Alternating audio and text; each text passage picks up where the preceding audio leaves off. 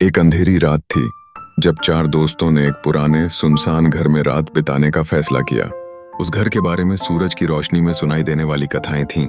एक खौफनाक भूत की कहानियां जो पुराने काले पेड़ के नीचे रहते थे। जैसे ही वे घर के दरवाजे के पास पहुंचे, हवा में सिसकियां सुनाई देने लगीं, जैसे कोई गुस्से में हो। दोस्तों ने दरवाजे को धक्का देकर खोला।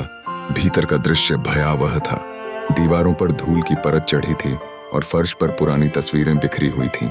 अचानक एक ठंडी बर्फीली हवा घर में बहने लगी, जिससे उनकी अंगुलियां तड़कने लगीं। सभी दोस्तों ने एक दूसरे की तरफ देखा, लेकिन यह तय किया कि वे रात बिताने के लिए तैयार हैं। जैसे ही रात गहराई, एक अजीब सी आवाज सुनाई दी। मुझे बाहर जाने दो। यह आवाज कहीं दूर से आ रही थी। दोस्तों के दिलों की धड़कन तेज हो गई और वे एक दूसरे के करीब हो गए। एक ने कहा, शायद यह सिर्फ हमारे दिमाग का खेल है, जबकि दूसरे ने कहा, लेकिन हमें सावधान रहना चाहिए। फिर अचानक घर की खिड़की खुल गई और एक ठंडी हवा ने सभी को चौंका दिया। उन्होंने देखा कि एक पारदर्शी आकृति खिड़की के पास ठहर गई थी। वह एक दयनीय रूप से प्यारी औरत थी, जिसके आंखों में आंसू थे।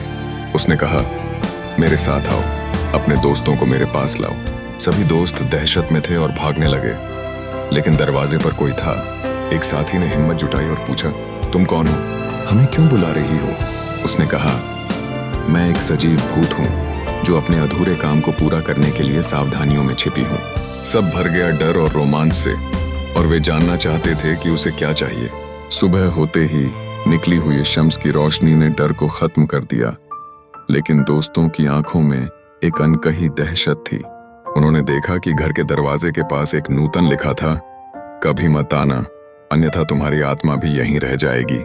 उस दिन के बाद उन्होंने तय किया कि वे कभी उस पुराने घर में वापस नहीं लौटेंगे।